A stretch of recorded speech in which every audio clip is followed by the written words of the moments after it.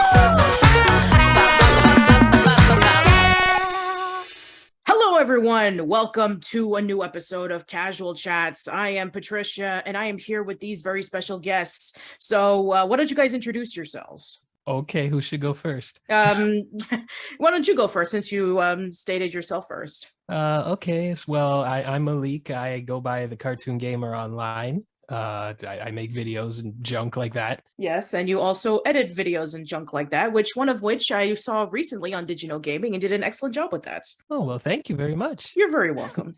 All right, so who else wants to introduce themselves? I guess I'll do so. Go for it. I run a comic book Twitter that sometimes gets into weird moments. I go by Exalted Speed online. If you guys want to call me by something, Dave is fine. All right then. But I run that Twitter account, and I mostly try to talk about comic book information, stuff related to comic books, and occasionally I talk about a lot of other stuff too. Okay, not occasionally, but I try to bring it all together. All right. Well, nice to have you on the show. So, who else? I am the hero of tomorrow. I run an animation and video game review show online. I used to do it in character, but as of 2019, I am no longer the cartoon hero. It's just the hero of tomorrow. Except on Twitter, where I'm cartoon hero guy, because for some reason that was taken. Gotcha. And who else do we have? Jim Bevan. I've been coming to these podcasts for close to a decade now. Always happy to join you. I don't have any specific niche I follow. I'm an amateur magician and mind reader, and sometimes I post videos of my acts online. But other than that, I mostly just talk about whatever is interesting me or is my current obsession. All right. So thank you guys for coming on to the show. And today's topic is going to be a pretty interesting one, considering as of yesterday, as a recording of this podcast, was the 30th anniversary of Cartoon Network. So a lot of people probably remember it as that one channel that Ted Turner decided to dump all of his Looney Tune properties and Hanna-Barbera stuff that he just recently purchased. Or some people might even remember it for its more original cartoons that it featured on Cartoon Fridays. Or maybe some people would think of it as, oh, it's that place that you get to watch Adult Swim or Toonami. So whichever that you think of it, it's definitely one channel that a lot of people have fond memories of, with featuring some of the best shows that had ever featured in the animation lineup. So right before we talk about Cartoon Network itself, I'd like to know from all of you guys, starting with David, since you introduced Malik, you introduced yourself first. So how did you guys learn about Cartoon Network? What were your first introductions of it? Okay, so this is an interesting perspective, considering that am I correct in assuming I'm the only Canadian here? Yes, but I am going to say you might not have the most unique perspective on this if I know where you're going with this. I did not have Cartoon Network until 2012 when we made our own. All right, so what did you guys have in place with it? So we've had like a bunch of different networks up here. Like we have YTV, which is more or less basically the Canadian version of Nickelodeon, and we also had Teletoon, which was also basically our version of Cartoon Network. But even then, we like what I say, like more or less, like a lot of the shows, it's not like every single Cartoon Network show aired on Teletoon, for instance. YTV had like Dexter's Lab, Powerpuff Girls, Samurai Jack, and a couple of other shows, but a majority, and Flintstones and Looney Tunes and a couple of other things like that. And Teletoon more or less had most of the other Cartoon Network fare throughout the years. So it was kind of split when I was growing up. I didn't have just one channel I tuned into to watch Cartoon Network shows. That's very interesting. So, Yeah. Dave, since you brought it up, what was your unique experience with Cartoon Network? Well, when I was growing up, Cartoon Network was what I called was the American channel I watched the most as a kid. I grew up in a family of diplomats, so I was actually out of the country for most of the year. Oh, So really? Okay. yeah, I was in Kuwait and England for a good chunk of my life there. Okay. So whenever I would go, I would only watch Cartoon Network during the summer. That was how I saw it as a kid.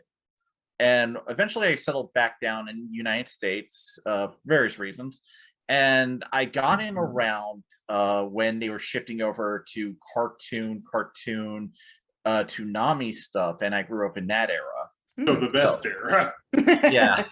Yeah, like I got in at the ground floor of the different Cartoon Network eras. At first it was like I would only be around during summer. In fact, I remember like there was a Kuwait version of Cartoon Network we had over there. I don't know, like maybe they were able to broadcast it over there, but it only lasts till about a certain time of day and then switch over. But those are like memories from back in the day. I could be totally wrong on that one. So like, yeah. So again, for a long time, Cartoon Network was kind of like, oh, this is because when I was a kid, I just was not interested in live action shows or anything else. So Cartoon Network was like, okay, animation, cool, all the time. I love it.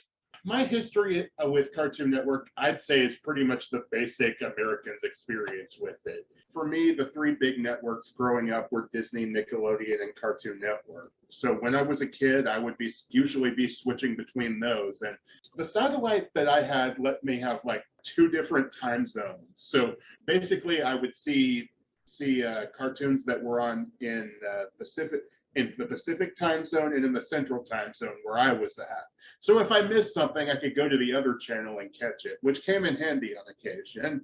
And Cartoon Network, it's kind of funny because out of those 3 networks, we're basically celebrating the birthday of the scrappy youngster of these cartoon channels. Because out of the 3 big family channels that I had growing up, this is the only one that's younger than me. Yeah, it's true because Disney Channel has been around since the 80s, and then Nickelodeon started back in 1977. So yeah, this is basically like the young kid of the block, the hipster, kind of like, we have like Donkey Kong and Pac-Man, and then you have Sonic who's coming in and saying, I'm going to be the one to rule this. That's a really interesting perspective, but it's not wrong. Yeah, that's going to be something to put in. Sonic is the Cartoon Network of video games or whatever, or no, channels, whatever. So there you go. That's the way to put it in. Mine is kind of similar to Eli's, though it came about in kind of an odd way. I guess I'm okay telling this story. Like when I was a kid, one of my father's friends had a side business hooking up illegal cable boxes for people who wanted to get the cable channels but not pay for them. And one of the ways when he was trying to persuade my father to get one of the boxes was just saying, hey, man, there's these networks here, Disney Channel, this new one that just came out called Cartoon Network, stuff to keep your kids entertained.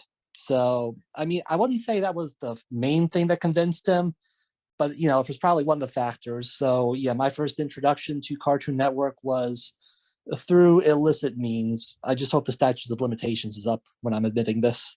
Well, if you don't tell his name, you should be fine. Also, just have this image of this guy going, hey buddy, you want to buy a Scooby?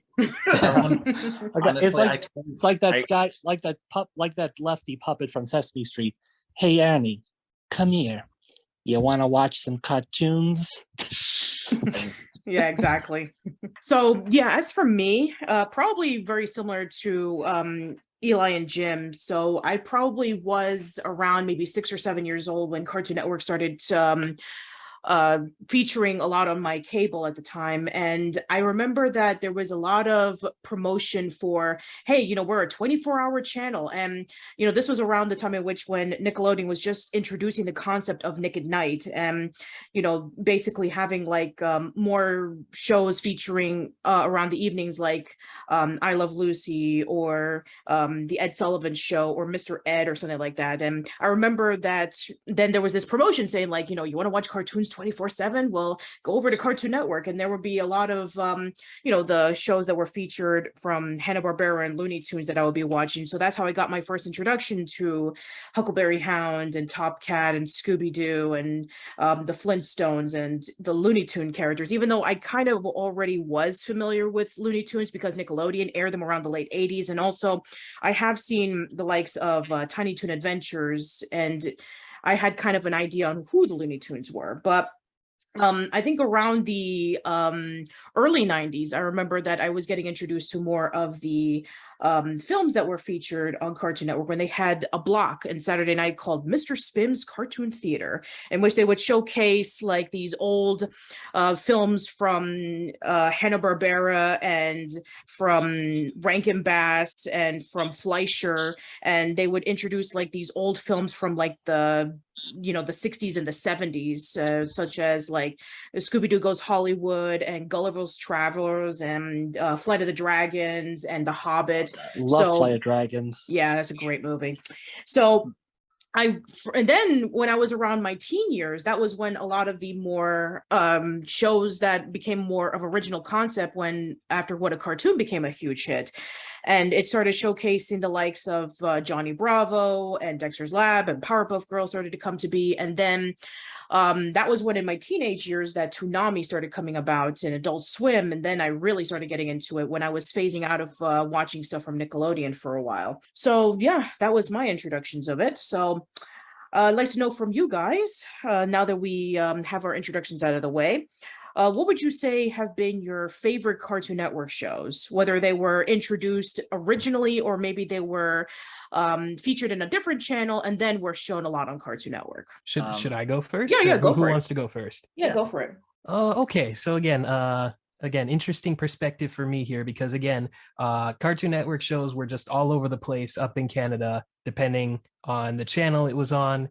And some of the earliest ones I remember seeing, like it's sort of like a mishmash of stuff. Like there was on YTV, I'll focus on YTV for this segment. They had Dexter's Lab, which I remember watching a lot of, still a great show. Powerpuff Girls, they aired it so much. They even aired that See Me, Feel Me, Know Me episode, the Gnome episode with the rock musical that was apparently banned in the States. I never knew about that because they just aired that episode like it was nothing all the time. And YTV also aired a lot of Hanna-Barbera cartoons in the mid 90s and late 90s, a little bit before my time, but I still remember seeing things like the Huckleberry Hound show, and every Christmas they would show Flintstone stuff.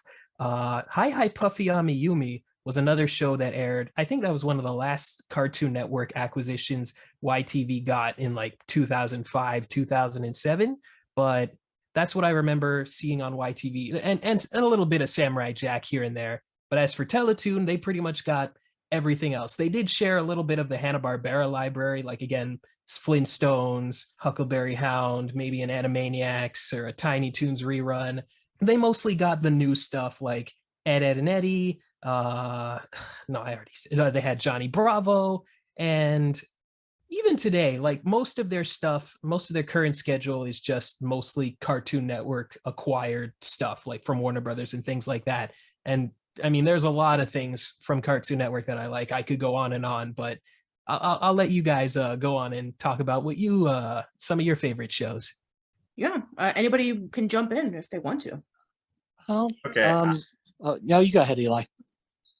No, Oh. I wasn't going to say anything, actually. Okay, I was about to go. So. Yeah, say something before I have to say something. That's fair enough. So, So I didn't really associate Hanna-Barbera instantly with Cartoon Network because I was, like I said, I was in other countries, and you would catch them on different channels. So Cartoon Network was not my first exposure to Hanna-Barbera out of hand. But it was my first exposure to Speed Racer, and I'll talk about that. Apparently, one of the things that actually jump-started Speed Racer's popularity again was its airings on Cartoon Network. And the reason I remember that is because that was one of the first cartoons my parents talked to me about seeing when they were kids. My mom's uncles and brothers talked about it. So we actually used to see Speed Racer together when Cartoon Network was on. So that was my first exposure to that. But shows I like that were original to Cartoon Network include Megas XLR. I'm a giant robot mark in general, and that's one of the most giant robot shows that have ever giant roboted in my life. So that one was very important to me, including and also Symbiotic Titan. I love that show a lot. Wish it got wish it got another season, but it got tax wrote off along with Megas XLR. Yeah. But fantastic shows, loved them a whole lot, and I loved a bunch of the other Cartoon Network shows. Toonami was my jam growing up as a kid, and of course, I wouldn't be here without the humor of Space Ghost Coast to Coast. I remember when I used to be a kid, and I loved staying up all night and I would catch that.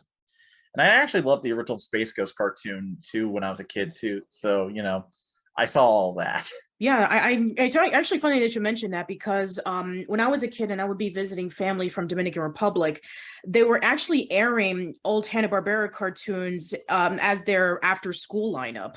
And they would air the Flintstones, they would air the Jetsons, they would air Huckleberry Hound. So having to see like the Flintstones in Spanish was actually pretty interesting, in which Fred is Pedro and Barney is Pablo. So getting to see that and getting to see all the wacky shenanigans in Spanish was actually really quick, especially since the speed of when you see an episode is slightly faster, and also they speak slightly faster as well. So that was actually pretty interesting about how even in various countries, these old cartoons are still in reruns, especially another one that was also rerun a lot was Woody Woodpecker, that even though they didn't technically air a lot of it in Cartoon Network, but I do still remember it. And in Dominican Republic, he was called El Pájaro Loco. So I also remember seeing a lot of old cartoons featured in the lineup as opposed to like newer cartoons. So I just find it to be really interesting. Like I said, I grew up in like that whole era of like stuff like that. Like when I was in Kuwait, I ended up seeing some shonen anime that didn't make it over here Oh, ever. wow. That's awesome. Yeah. There's one called Captain Tsubasa soccer anime. If you know it, you know it. Mm-hmm. All right. So anybody else want to share? Since the channel started out showing all the products that Ted Turner had acquired, I mostly just watched. I got into. I'd seen a lot of the shows before, quite a few of them, because Looney Tunes and the Hanna-Barbera cartoons and the J-Board stuff had been shown on other channels before in syndication. But this was a chance to see them in one spot, and also introduced me to some that I hadn't been familiar with before, like Inch High Private Eye, the Banana Splits, things I was completely unaware of. And oh man, they I see now that they really took a throw everything against the wall and see what sticks mentality back in the 60s and 70s. Mm-hmm. You just reminded me of the Hair Bear Bunch. Oh jeez. Oh no. I just remember you just unlocked that memory of like, man, what obscure. Oh no. Anyway, moving on.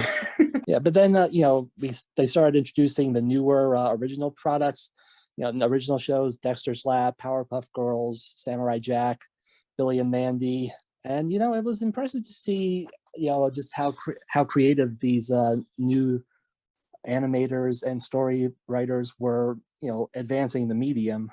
There were obviously some dips, but it had a pretty consistent run for a while, and I was glad to see them keep experimenting, even when they got to some of the established properties, like when they merged with Warner Brothers, the Green Lantern cartoon Young Justice, even though they sadly didn't last long. I mean, at least with Young Justice, it was able to get some additional seasons, but Green Lantern just pretty much died off after its first season. Yeah. They did actually in the latest season of Young Justice, they actually did put in an episode that ties it in with the Green Lantern series because they bring back Razor. Oh Yeah. yeah. I got to catch up to it. Oh yeah, this has probably been the best season, though it's probably going to be the last one because there hasn't been they haven't ordered a fifth yet. Yeah, And thanks given how things- HBO Max. Yeah. Yeah. Yeah, before I talk about my favorite Cartoon Network shows, I should point out that Cartoon Network was instrumental in creating one of my favorite shows that did not air on it.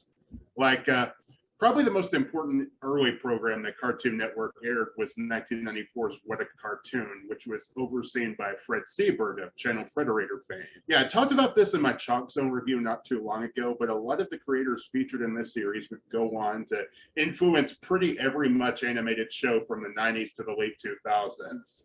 Some of them would go on to create Cartoon Network's Cartoons, which would be the channel's bread and butter for a while others, like Bill Burnett and Larry Huber, would move over to Nickelodeon, which they only did because of the shuffling around behind the scenes when Time Warner merged with Turner and took over the network in full. And others would go on to create Family Guy, so not everything they made was great.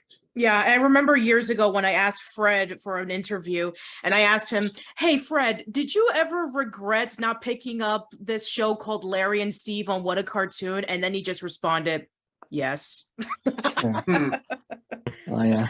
I wish they had, because maybe then they could have helped keep Seth MacFarlane toned in and told him, hey, don't get too smug and pretentious with your writing. Possibly. I But anyway, I think that that's interesting because when you look at a lot of the names on What a Cartoon and, all the people that started off over there, like Gendy Tartakovsky and Craig McCracken and Paul Ruddish and David Feast and Van Partible and, various other people, it just goes to show you about wow, this is where they got their start from. Yeah. it was an entire generation. Yeah. A lot of Cartoon Network's early programming was re-airing the Hanna-Barbera and occasionally MGM shorts that Ted Turner had acquired, because that's basically what the channel was created to do. But I also want to give a special shout out to one of those animated anthology series, Toonhead. To me as a kid, Toonhead was just another cartoon compilation show that came on later at night on weekends. But nowadays it's become kind of a haven for the more obscure cartoons you didn't see anywhere else. Like specials like The Lost Cartoons in particular are worth watching to this day, especially if you're an animation nerd like me. Yeah, the Wartime Cartoons episode, that was probably one that intrigued me the most, because that was I think that was pretty much the first time most of us ever heard of Private Snafu. Yeah.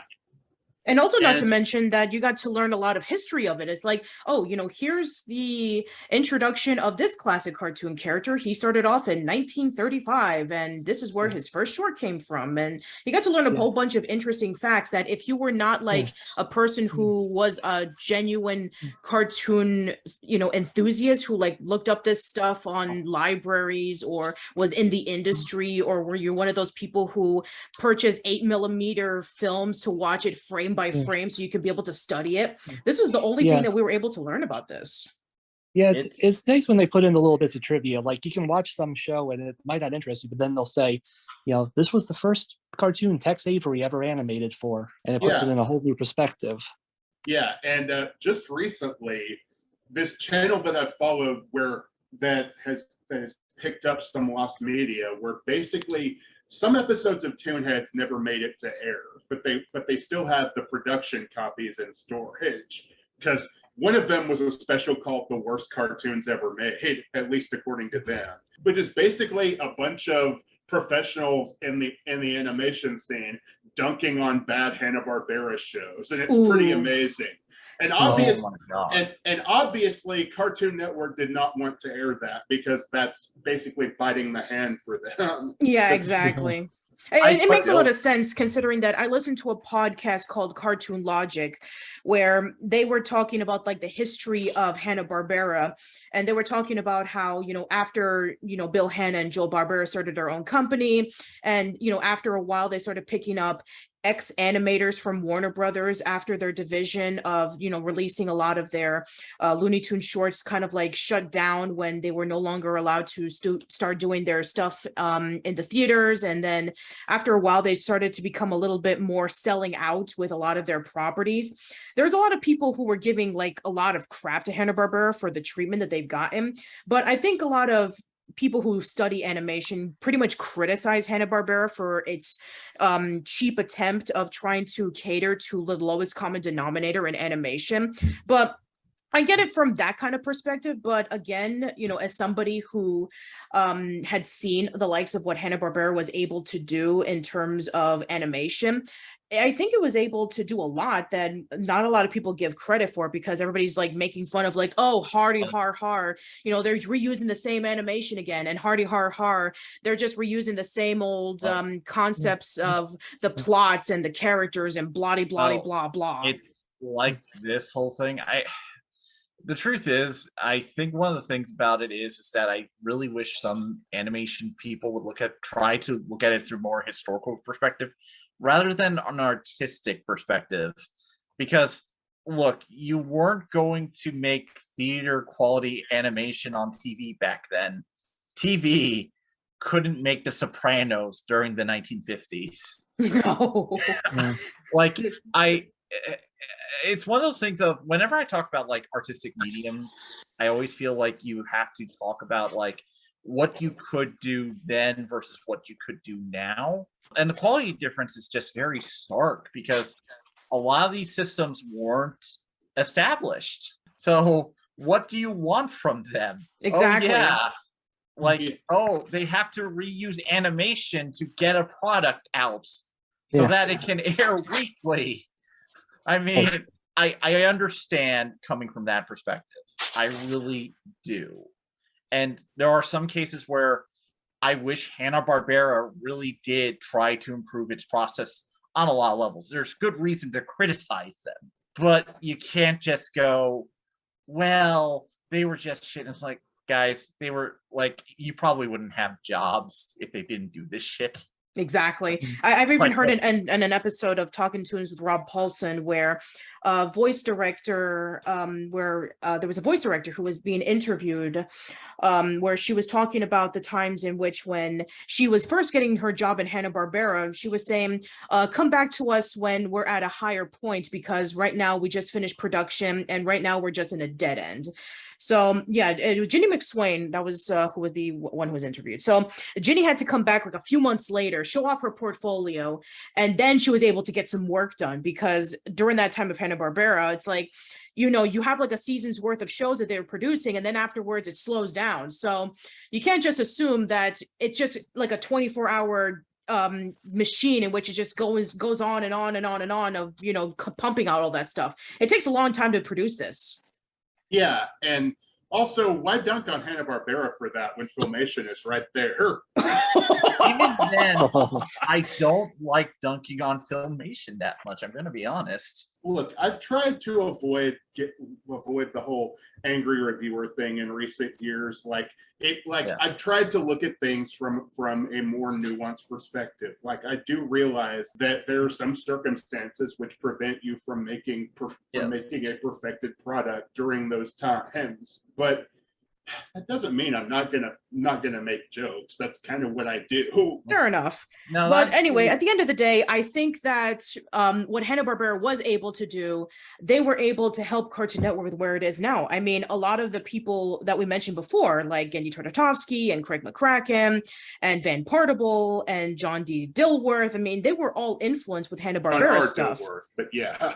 Yes, they were all influenced with Hanna-Barbera stuff, and to the point in which they even had their art style influence with them. They had characters influenced by them, and that style would continue on for about a decade. So there is some of the things that you're able to take some of the good things of, whether it be a story or a character or animation, and you're able to do your own twist into it and be able to present it in a way that feels unique. And I think that that's what Cartoon Network is about, is that after a while, when Fred Siebert did the What a Cartoon stuff, and he was able to allow these up and coming creators showcase what they're able to do, and then eventually we would have the cartoons, I think that wouldn't be possible if it wasn't for the likes of Hanna-Barbera. Yeah, and all of that is to say that that was actually just the intro to my favorite cartoons from Cartoon Network. So I'm just going to talk about some of the original series they Oh yeah, made. go for it. Like I've covered Megas XLR before, and we've talked about that before this recording started. It's very funny, and this was probably the first example of an affectionate parody that I ever saw as a kid. Because sure, it would make fun of mecha anime, but you can tell the insults came out of creators who love the genre. Like, it references stuff like Captain Harlock, Voltron, Halo, and so many others. One of the final attacks is the wave motion gun of Space Battleship Yamato, and that was how I found out about it. And I have an extra hard to thank for that. So yes. Yeah. Ed, Edd n Eddy was funny. The Powerpuff Girls was great for the first several seasons. Courage was a great horror comedy. Samurai Jack was just incredible all around. Like, Genndy Tartakovsky did create Dexter's Lab first, and again, that was great for the first several seasons. And Primal seems to have some of the same greatness that Samurai Jack had, though I haven't seen it yet. But Samurai Jack was just one of the greatest American anime I've ever seen. Along with that was Teen Titans, the 2003 series. People mark for so many different superhero shows, and I love Justice League as well, but Teen Titans was what I loved the most, which really hurt considering what happened later. Look, I know Teen Titans Go has its fans, but I'm not one of them. More power to you if you are. Also, Sheep in the Big City, really underrated. I stand by that. Yeah, done by the same guy who did the offbeats from Kablam. That makes sense. All right, so I guess I'm next. Yeah, some of my favorites. Yeah, I think that the importance of what a cartoon cannot be understated about what it was able to do. And I think that without, showcasing of these kinds of different cartoons, then we wouldn't have what we have today for Cartoon Network. And I remember that there was a lot of even weird cartoons that never got off the air, like York of the Yukon and Lucky Duck. And they try to bring back the Flintstones, and they try to bring back George and Junior for some reason. I never knew why.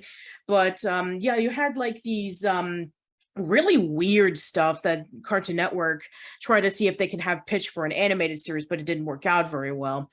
And out of all those that featured on What a Cartoon, and then it would eventually go into cartoons, my favorites were definitely Dexter's Lab and the Powerpuff Girls. The Cow and Chicken one was hilarious when I first saw it, because it's an episode where somebody is smoking. You can never get away with that in today's cartoons. No. No, absolutely not. And also some of my other favorite shows, I was always a huge fan of, Samurai Jack. I talked about this in the Samurai Jack podcast years ago when season 5 came out. And this was around my anime phase when I was watching Toonami and Adult Swim, and I was watching a lot of the anime that was featured around in televisions. And I was in an anime club around in college, so I was getting more in depth into that.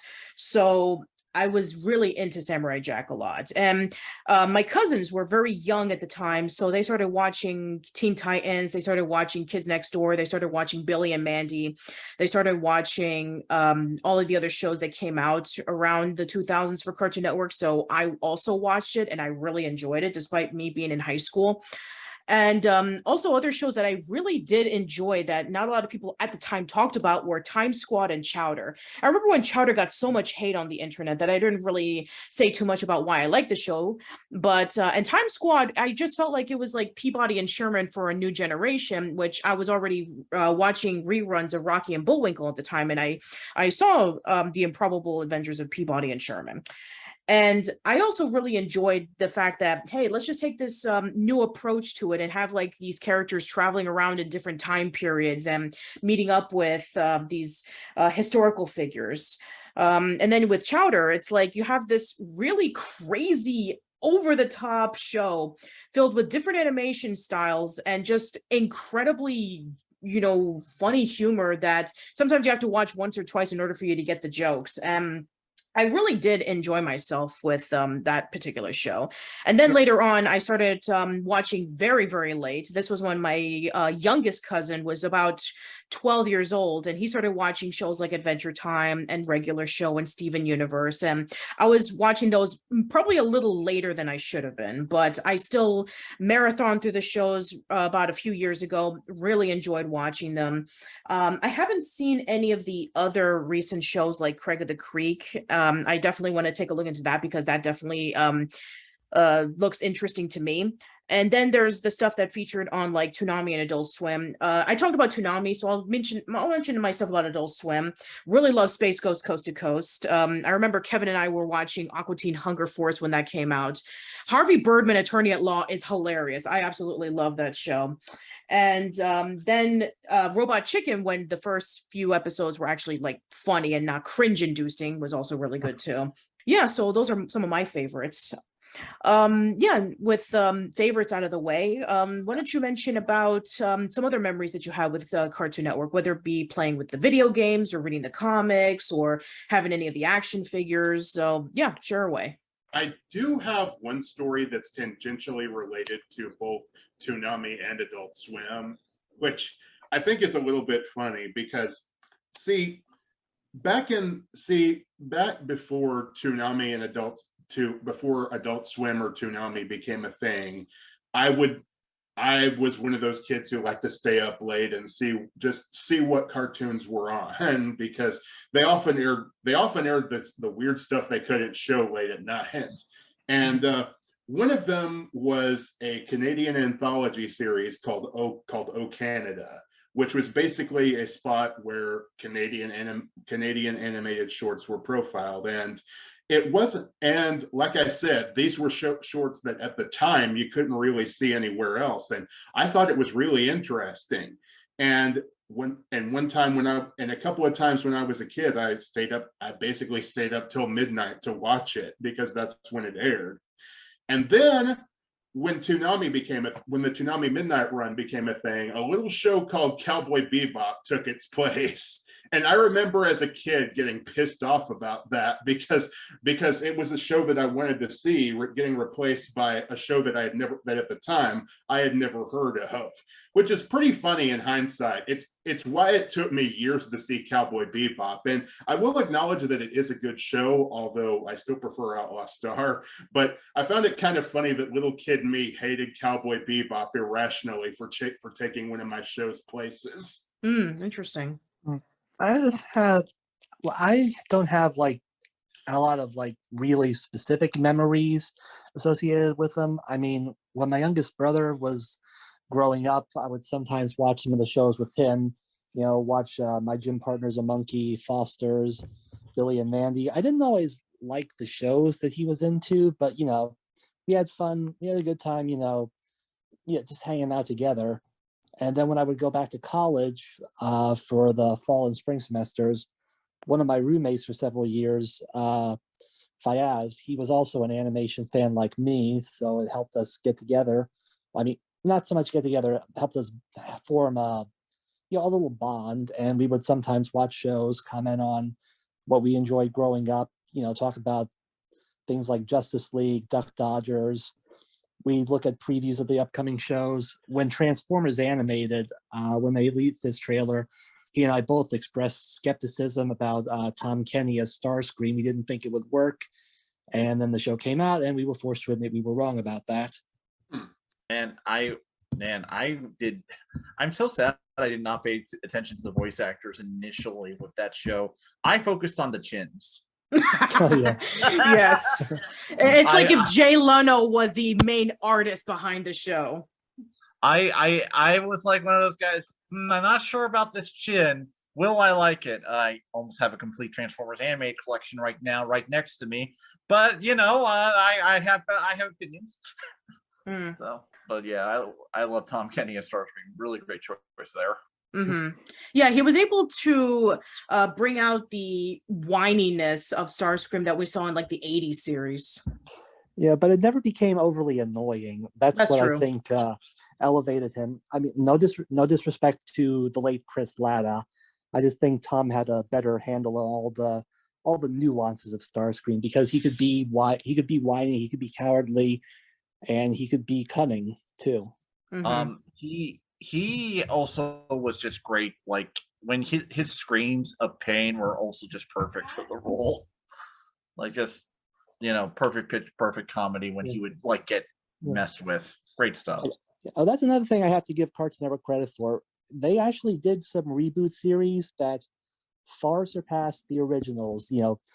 Transformers Animated, the 2002 He-Man series, the 2011 Thundercats. They took shows that were primarily designed to sell toys back in the 80s, and they put real emotional depth into them. They gave us characters that had actual character. Yeah. You remember all the complaints that people had when those shows came out because they weren't the 80s series? Oh, yes.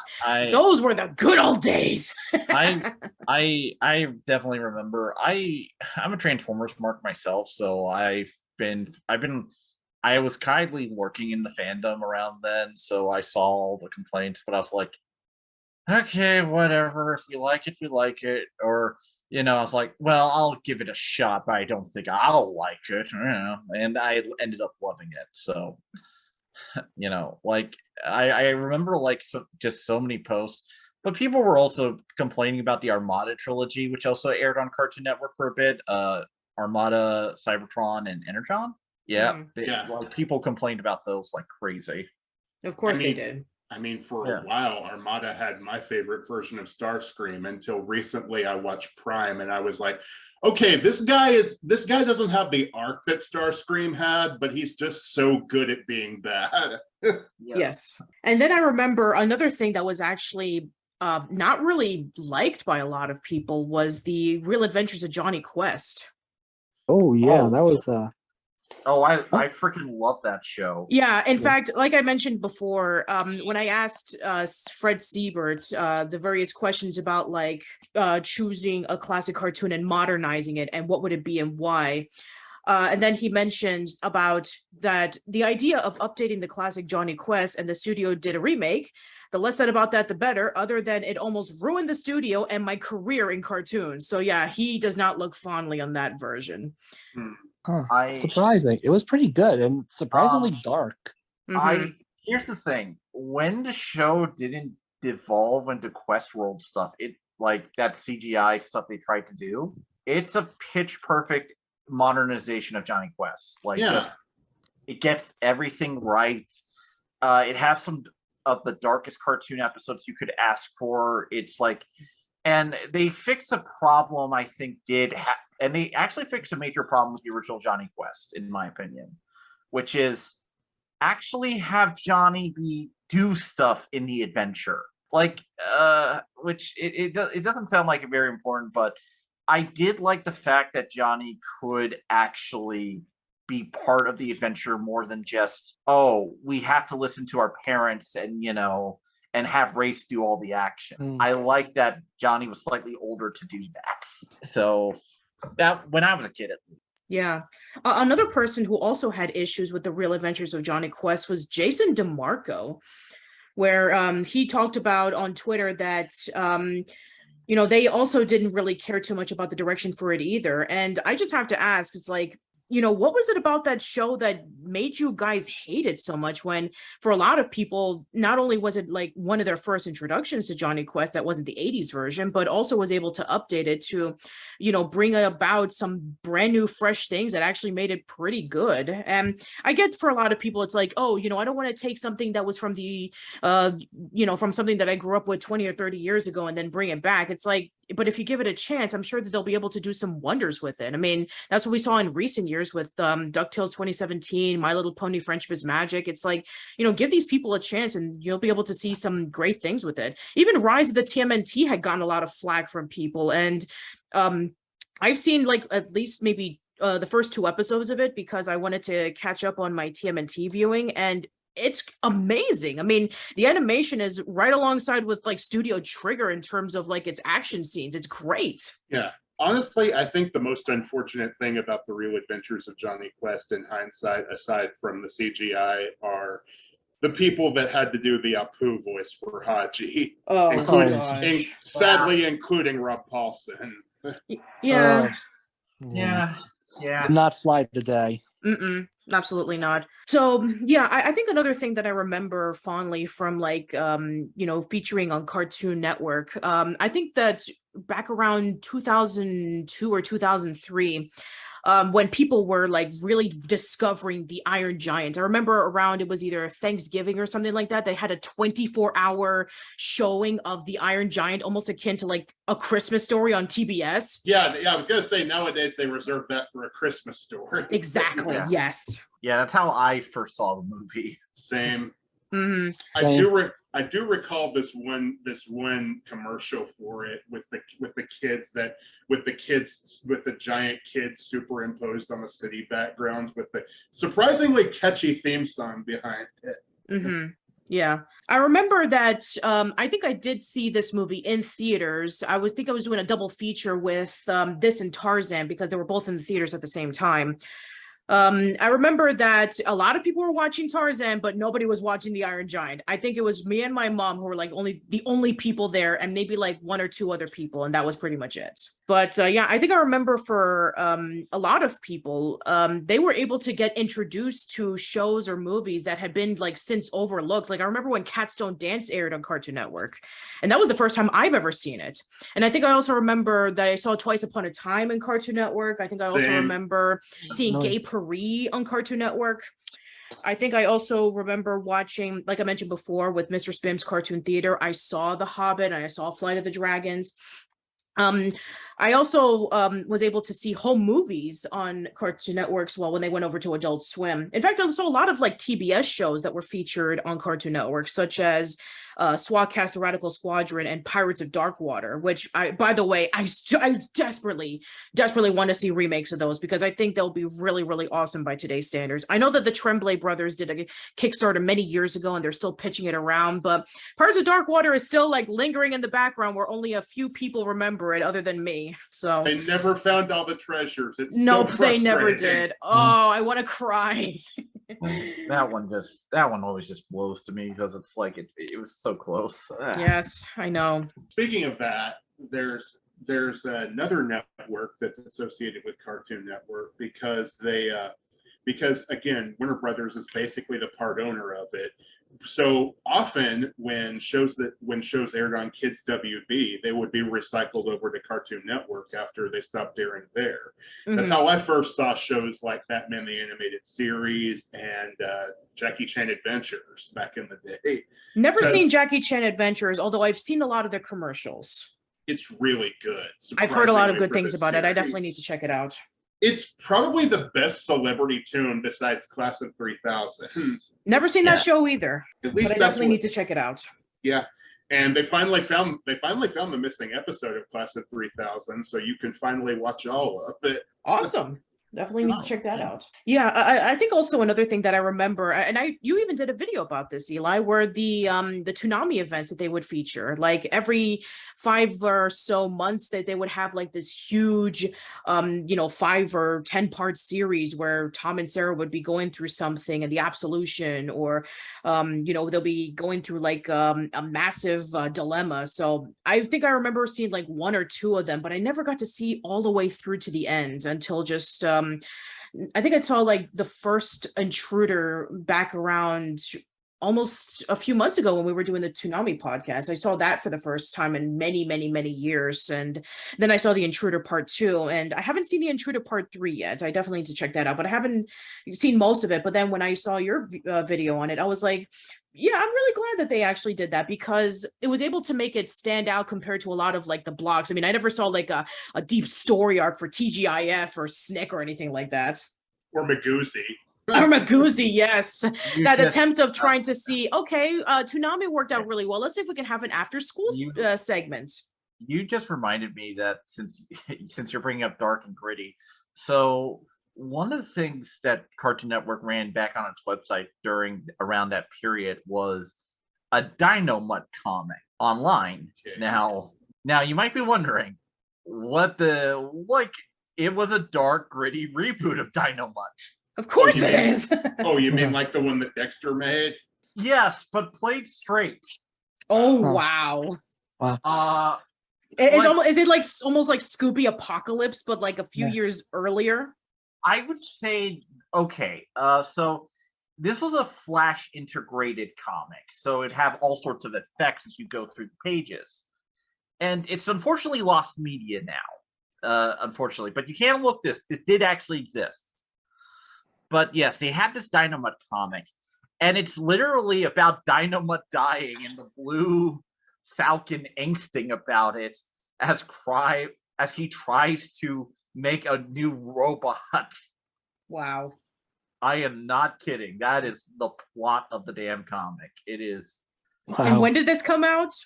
around the early 2000s, like around tsunami times. Yeah, But it that does did- sound like a lot of sense.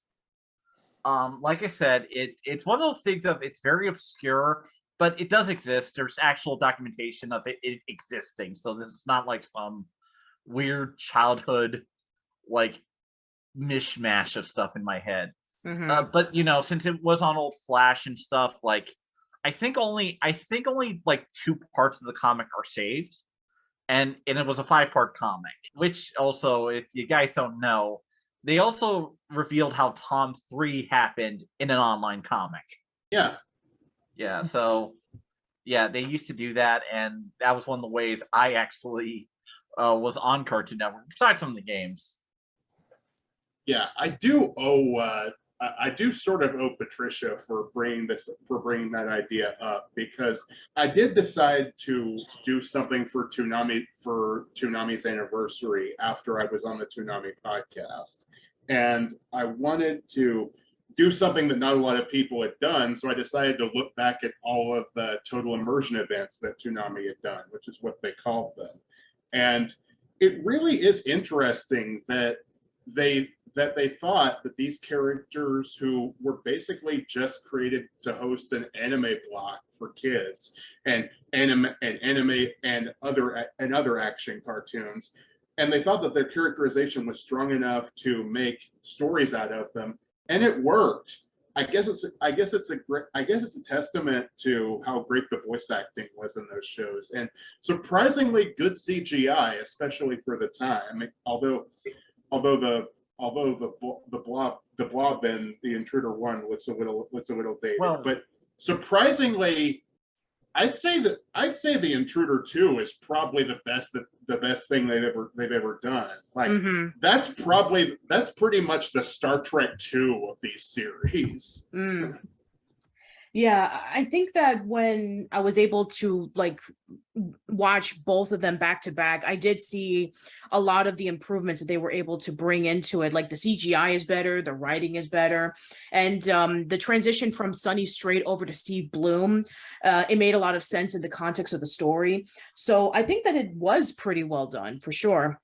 Other things that I do remember now that I'm thinking back on it was around the late 90s, when going back into the whole Toonheads thing again, I remember that there were also blocks dedicated to showing off Chuck Jones and Tex Avery cartoons, and you got to learn some interesting facts about the makings of the cartoon, and also highlighting and celebrating their works and stuff like that. And I just thought me being a fan of like the classic cartoons from watching it on Cartoon Network and finding out about like, okay, this is the difference between a Chuck Jones cartoon and a Tex Avery cartoon. Chuck Jones has like the distinctive eyebrows and the quick snarky humor, and then Tex Avery is all about quickness, and Chuck Jones focuses a lot on different characters. Like you have the Wile E. Coyote and Roadrunner, and then Tex Avery would be focusing sometimes on like Bugs Bunny, and then there was also Droopy and Screwy Squirrel. So I also really love the historical aspect of it, and also just learning about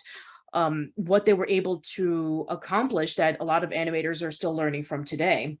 Another thing that I also remembered, and this was something that was pretty cool at the time, is that they were allowing people to vote on their favorite pilots that would be showing off, and whichever one would actually get picked up for a series. And that's how we got Codenamed Kids Next Door picked up. Yeah. And yeah, I mean, and Megas XLR was even one of the candidates, but we wouldn't have that show until a few years later. But yeah, I think that was also another instance that Cartoon Network was able to, broaden out, where they were able to showcase their distinctive style that was different from a Disney Channel or from a Nickelodeon, in which when, Nickelodeon was in a hodgepodge of like creating a lot more comedic stuff, and you had Disney Channel, which was focusing more on like the slice of life stuff mixed with the action stuff, and then the humor, and then you had Cartoon Network, which was basically a mixture of like actiony cartoons, especially with the whole American anime phase. This was pretty huge at the time. So it was actually interesting about what kind of,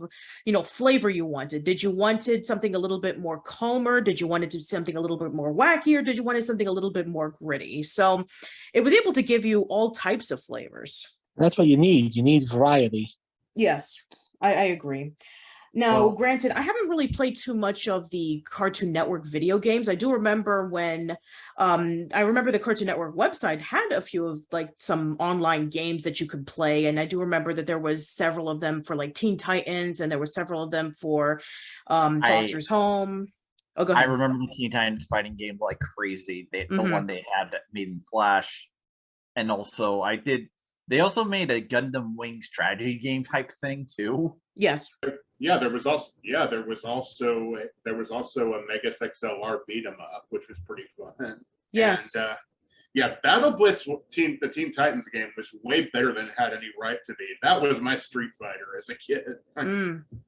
Yeah, I think I remember that too. I think that you had several games that you can be able to play online, which, nowadays would be like, oh, it's just something that you can obviously do to like cash in on the show. But I remember that it was just as entertaining as if you were to play like a regular video game, which was actually pretty good promotion, to be quite honest, because, we have like early 2000s internet, and you had Flash that was able to, incorporate some limited stuff, but, they were able to work around with that kind of limitation. And I personally have never seen any of the episodes of, I remember that there was like a crossover stuff that, or maybe like series of events that would be featured, where they would have like various Cartoon Network shows that would be featuring like a theme. Like I remember the Cartoon Network Invasion that Nordy talked about many years ago. I never seen any of those, but I remember on the commercials, they would be talking about that a lot. Yeah, I think probably the only one of those shows that I was interested in at the time was Ed, Edd n Eddy, and the bits with the alien ship cutting the cul-de-sac and taking it away were pretty dark as far as kids shows go. Yeah, that was a messed up series, but you gotta wonder about, like, it raised all the implications of all these vastly different worlds actually coexisting with each other, and then it never gets brought up again.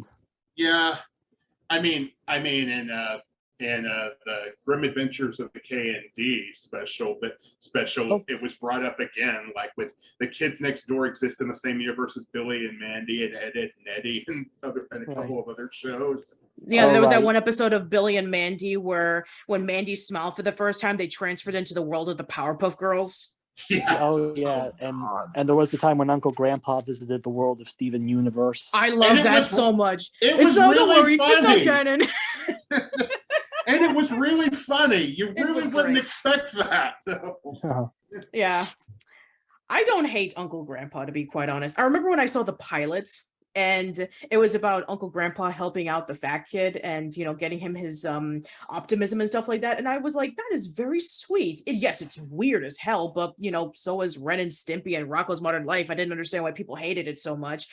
My thing about weird shows is that if it doesn't have like a purpose for its weirdness, or if it doesn't have like any genuine emotion other than just, oh, look at us, we're being random, lol, then I won't get into it. But if it's trying to bring in something that's more than the randomness that I can invest myself into, then I won't see why it would get a lot of hate. And I thought that, the episodes of Uncle Grandpa that I did see, I actually liked. Yeah, there were a couple of Cartoon Network shows that didn't really have that core that you mentioned, like Problem Solvers and Secret Mountain Fort Awesome. Never seen them.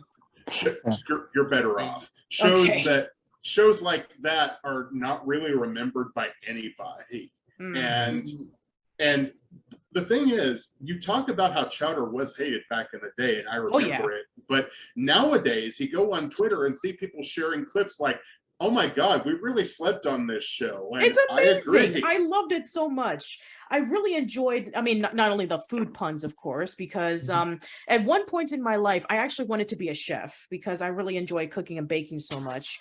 But you know, seeing, you know, somebody who wanted to be a chef, and it was like, wow, that's something I almost wanted to be at one point. And I really enjoyed that. This is also another reason why I love Food Wars so much, because they're able to, you know, make such unique dishes over the top shonen style.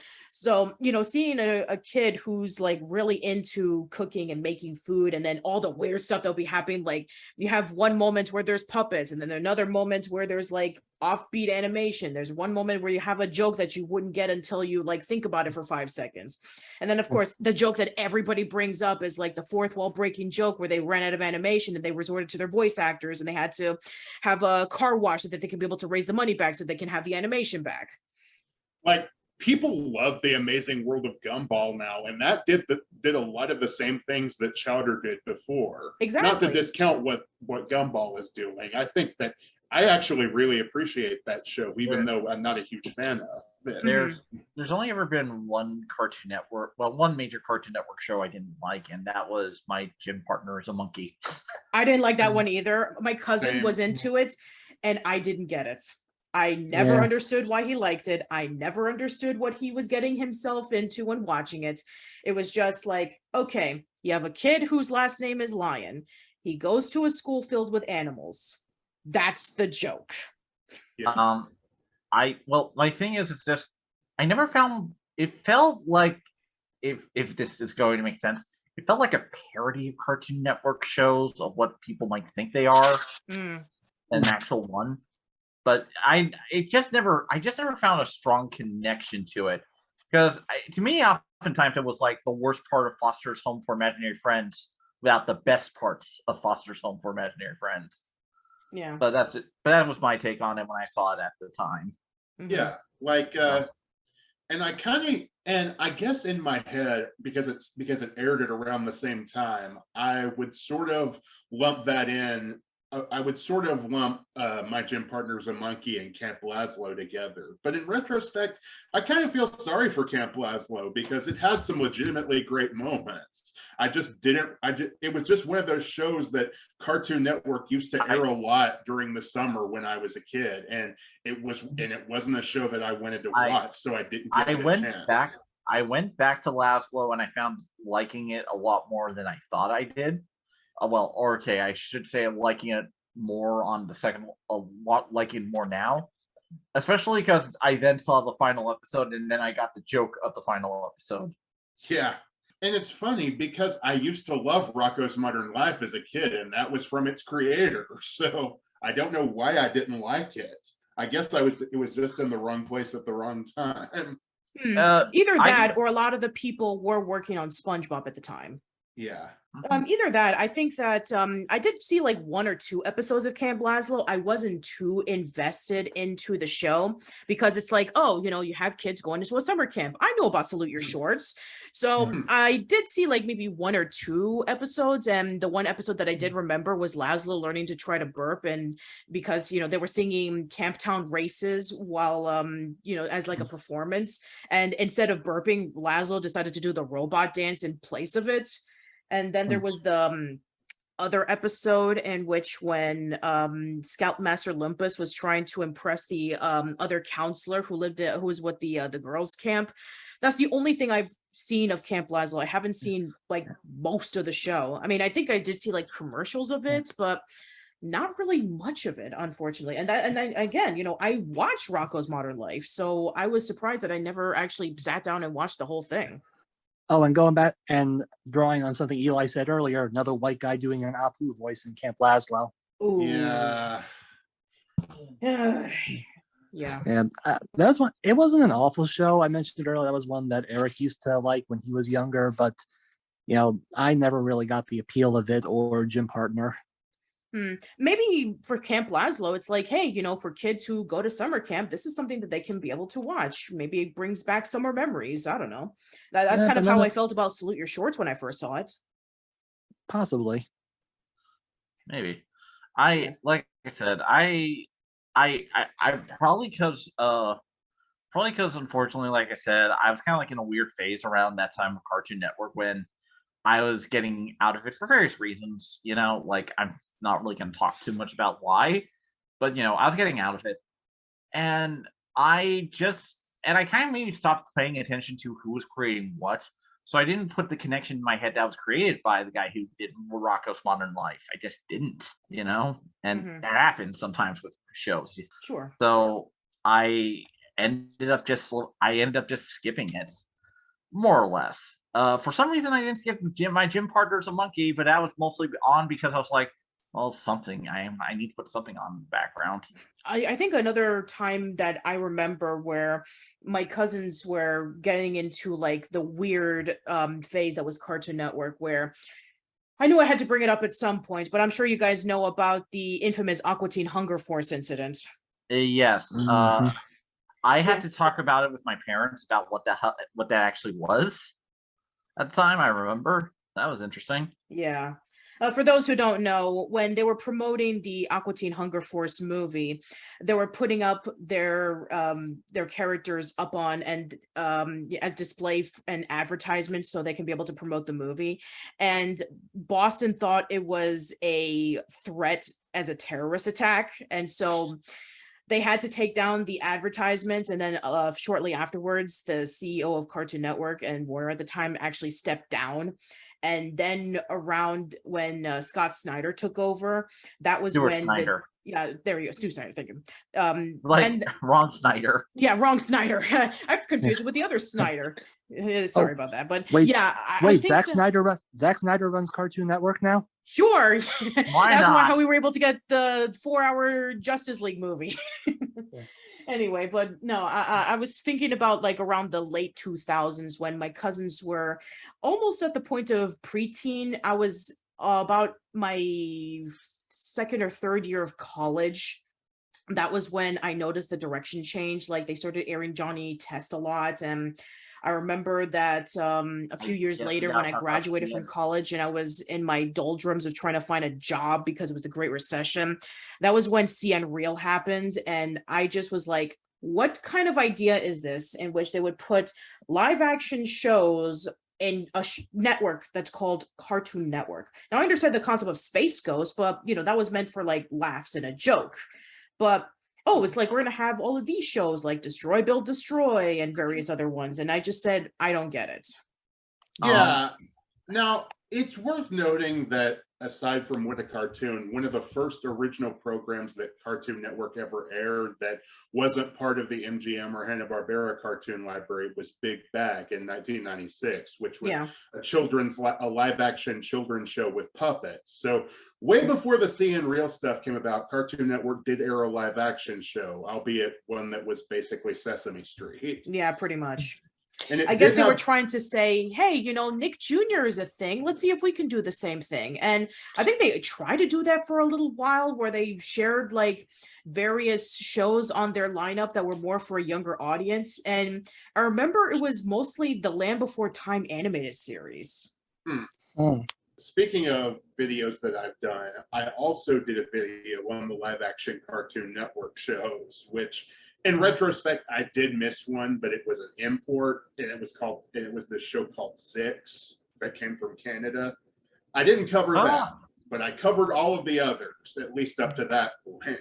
Right. And I will say, some of them were awful. I hate, what would happen. It's a good concept for a show, but it was hosted by 3 of the most obnoxious kids I've ever heard. And they were basically doing Mythbusters for kids, which Mythbusters, literally everyone on that show was more likable than them. It was proof that it really was all in the presentation. The one live action show that I've always thought would have worked on Cartoon Network would have been Power Rangers, which is why I'm surprised they didn't try to buy up the rights after Disney decided they didn't want anything more to do with the franchise. That would have been interesting. I would have loved to have seen that. Maybe they would have treated it a lot better than what Nickelodeon did. It's funny. I mean, I mean, there was that comic that was Justice League versus Power Rangers, so technically Warner Brothers has interacted with them before. Yeah, so who knows? You know, fingers crossed we get a movie adaptation soon. Yeah, that would be really cool. Although, and of course, there was the 2014 attempt to give the Annoying Orange a TV show. I remember this when it was basically like, hey, you remember Fred the Show? You remember that we got this one guy that we thought was funny and let's give him his own show on Nickelodeon. Let's see if we can do that for Cartoon Network and the Annoying Orange. Yeah, that failed with Fred twice. Nickelodeon tried to give Fred a TV show, and then they basically gave the same guy a second show. And Martin. What was it? Martin. Yeah. Yeah, Martin. It was not very good, by the way. I always stated, it's like, is there any sci-fi show other than Invader Zim from Nickelodeon that doesn't suck? I like The Journey of Ellen Strange and Space Cases. Oh wow, I'm not the only one who knows about Space Cases. Woo! Yeah. I mean that was on SNCC, and I watched that when I was watching all that as a kid. Mm-hmm. So. Oh God. The thing about the Annoying Orange, they actually made the same mistake several years later. Remember that show that Adult Swim commissioned from Drill that failed? Oh God. I heard about that, and I always wanted to at least watch an episode out of curiosity. Yeah, I mean, there are just some things that don't work when you try to translate them to another medium. Yeah, like The Cat in the Hat. I mean, I can understand the concept of like, hey, this thing is funny on the internet. Let's see if we can give it a bigger budget and put it on television. It's like, unless you're able to do something that differentiates from the thing that you can easily watch for a few minutes on YouTube, it's like, it's not going to work. What are they It's going like, to do the next? Annoying Orange, I remember, was like, it was like this guy who did like these weird videos for like 5 minutes and then it spread around the internet, but try giving it a 23-minute show. I didn't like the show to begin with when it was online, so there's no way I would have enjoyed this. And I did cover it, and it's even more obnoxious than the online show was at points. Oh yeah. Especially when you see big name celebrities slumming it in here as voice roles. Like Rob Paulson was in it, and freaking Malcolm McDowell for one episode. But there were a couple of shows that I think legitimately could have worked had they been on another network. Like Cartoon Network did have its own sketch show with Incredible Crew, and that would bring in some kids who would go on to be voice actors. Like famously, Jeremy Shada was on it, who would go on to be the voice of Finn in Adventure Time. Yeah. And there was also what I think would have been great if they had aired it on CW. There was this hour-long story-driven show from Paul Dini called Tower Prep, and it was basically like, what if Lost meets Harry Potter? Interesting. With this kid somehow ending up in this strange school for kids with special powers, and he's basically trapped there with no recollection of how he got there, and they're trying to find all the secrets behind the island, but it was canceled after like 10 episodes, so we never found out. I really wish I could get a continuation in comic form or something, because if it had aired on something like the CW or even HBO Max, if they were willing to trust that, then I feel like Cartoon Network should have just made like a spin-off network for, experimental live action shows. But that would have been, because the whole problem is that they were like trying to be Disney and Nick completely, but they were always like, but we're Cartoon Network, and they could never, and they would like try to rename themselves stuff like the CN. Yeah, which is kind of interesting because they did it in 2009 and Snick had died about 5 years before. Yeah, and I will say that I know that someone did inform me after I made that video that part of the reason that CN Real existed in the first place was because of the writer's strike. They wanted to so they wanted to bring in some more shows that wouldn't require extensive scripting, like new animated content. I remember And- this. I and- remember when the writer's strike happened. And I even remember an interview from Kindy Milo where she was actually pitching an idea to Craig McCracken for a Cheese spinoff, where basically it was supposed to be like Cheese was the host of a talk show. And, they would get like various celebrities and it would be like a parody of a talk show. It's like, okay, you have these celebrities coming in and Cheese is the host. And she pitched it to Craig. He loved it, and then the writer's strike happened, and it never happened. So Cheese toast coast to coast. yes, cheese toast coast to coast. Yeah, that would have been really interesting. But yeah, that's the reason why Cartoon Network had a lot of reality shows, like sports shows and game shows for a while. And I will say one game show that did work for them was Hole in the Wall. And that was just an adaptation of a Japanese game show, which became a British game show, etc. But it was still a good game show for kids. Yeah. Although it doesn't hold a candle to some of the stuff that Nickelodeon did. Right. But even so, I understand why it became a thing, and I do. And it's kind of funny because a lot of these shows are lost media nowadays because people didn't bother to preserve a lot of them.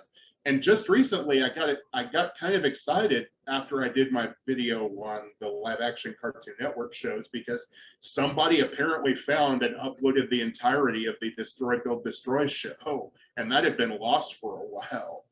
And it was on iTunes, but you obviously can't get it anymore. Cartoon Network's not promoting it. Right. And it's kind of funny because I actually would have loved that show as a kid, I'm pretty sure, because Andrew WK is the host. You really can't be mad at him. He's one of those guys who knows exactly who he is. And I kind of would have loved to hang out with him for a day if I was a kid. Yeah, I think that with the fact that the reason why Cartoon Network got back on its feet in the first place was because Nickelodeon pretty much screwed up where they didn't pick up Adventure Time. And the fact that they were able to bring in a whole new renaissance of these shows that pretty much just got them back on their feet.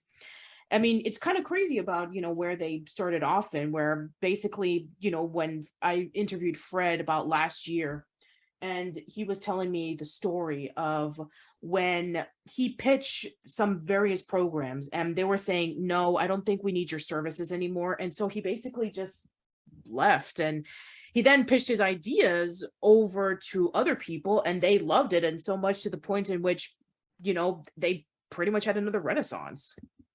Yeah. And it really is kind of funny because Cartoon Network is, as we've said, the youngest of the three main family channels. But through them, you can kind of see how animation evolved a little bit, because it started off airing those classic Hanna-Barbera shows.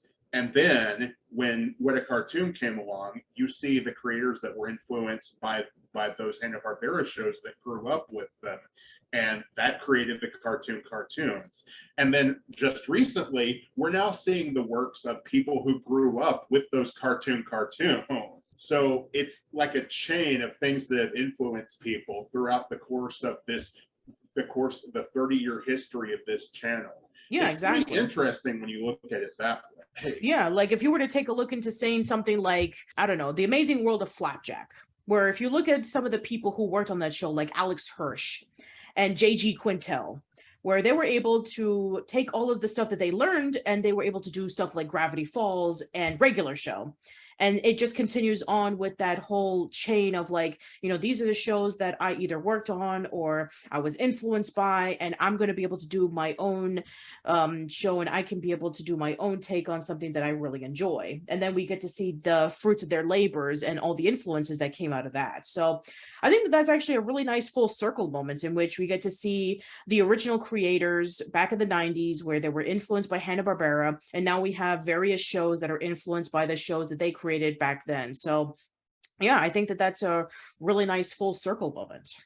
I think possibly before the 30th anniversary came up, Probably the best tribute to Cartoon Network's history that's been done so far came from one of those later creators, because OKKO's crossover nexus was basically referencing every show in Cartoon Network's history, Yeah. up to and including freaking Moxie from the Moxie show. Yeah, Moxie, Captain Planet, the girls from the Ghoul School, Sonic the Hedgehog, just everybody. Everybody was included. Yeah. You remind me that basically, would you say Moxie is a precursor to Toonami? Sort of. Yeah, I mean, sort of, yeah. Yeah. It was an animated anthology series that basically aired classic Hanna-Barbera cartoons that was hosted by a CG animated character. So, Voiced by Bobcat Goldthwait, incredibly. Yeah. And anything that Bobcat is a part of is going to be guaranteed an insanity. And then his little flea companion, voiced by Penn Jillette. It's actually surprising how much voiceover work Penn did back in the 90s. Yeah, kind of crazy to think about that when most people at the time would have known him for his magic. Yeah, I mean, it was a way to help keep the brand recognition, and they couldn't really ask Teller to do voiceover work. Yeah, that's true. Unless he's a mime. Maybe Moxie had a mime, and maybe he'll work. I do remember they randomly showed up as semi-important characters in Mucha Lucha: The Return of El Malefico for some reason. Yeah, because why not? Yeah, funny thing too, because Penn was a fortune teller, which is, I assume that was probably meant to be an in joke, like hey, the guy's a vocal skeptic and atheist, so let's make him a fortune teller. Yes. Yeah, I think that at the end of the day, when looking back on the history of Cartoon Network, where it was basically like, okay, this one rich guy just so happened to own a lot of studios, and he's going to create a network to just dump them all in because he can. And look where it turned out to be at the end. I mean, sure, in recent history with what's going on with Warner Media Discovery and all that stuff that's been happening with HBO Max and various Cartoon Network shows being canceled and being tax write-offs, and various shows being canceled because they didn't have any toy sales or whatever. Yes, it has its bumps and scrapes, but I think that the good that it did have been phenomenal. I think that you cannot undersell what they were able to do for the industry. You have like Disney and Nickelodeon pretty much being like on top for the spot for being like the #1 kids network. And then all of a sudden you have Cartoon Network coming along. And it's like, yeah, we have competition. And then Fox Kids would come along, Kids WB would come along, and then Cartoon Network is still standing strong. And yeah, it's not the same as it was 30 years ago. Heck, it's not even the same as it was 10 years ago. But for what it did fantastic in terms of introducing people to a series of shows that people will fondly remember, introducing blocks that people would fondly remember, and also being able to gather around with your family and friends and being able to watch something, talk about it after school or during the school period, and being able to recollect about what you saw the night before. And then, in recent years, we're tweeting about like stuff that we saw on social media. It's like, hey, did you see that episode where Steven was on a trial because of something that his mom did? Or, hey, did you see the last episode of Adventure Time where they're able to finally defeat Gulb? Or, hey, I'm looking back on Dexter's Lab. Did you know that the caveman that was featured in one of the episodes would later on be having his own show in Primal? So, yeah, I think that with featuring the stuff on Cartoon Network, I think that all the stuff that they did do was nothing less to celebrate about. So I really did enjoy looking back on what Cartoon Network was able to do. All right, so do you guys have any final thoughts right before we go? Only that, as you mentioned before, there's been a lot of shakeups considering the recent Discovery merger, and a lot of Cartoon Network shows are unfortunately suffering for it. But the channel has, through its 30-year history, been through a lot of ups and downs, and through each down period, it eventually does recover. It might take some time, but I have a bit of hope that soon this chaos will bowl over and blow over. I don't know why I said bowl over, and we'll be able to see it, regain its former glory. Well, even if it doesn't regain its former glory, I still have a lot of good memories and did introduce me to a lot of things I like. At the end of the day, that's what matters, because to me, it's like, look, you can get caught bogged down in like later events and what happened, and that's bad. Look, I still remember when Tom 4.0 showed up, and I was like, "What is this Thomas the Train looking motherfucker doing here?" Yeah. I will admit, but I do have a lot of good memories of Cartoon Network in the day. It introduced a lot of my favorite shows. I had good times. It was what I liked to watch when I was coming home from overseas to America. It was like one of my favorite things to do, and to have a show, a network that was just like cartoons all the time was great.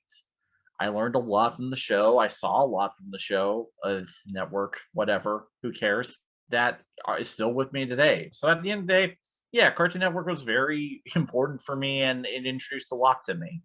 So I always appreciate for that. Yeah, whether it's the Hanna-Barbera shows or the cartoons that were created by people who were influenced by them, or the anime they imported, or the new renaissance of animation that they went through before all of the Warner Brothers Discovery stuff blew up.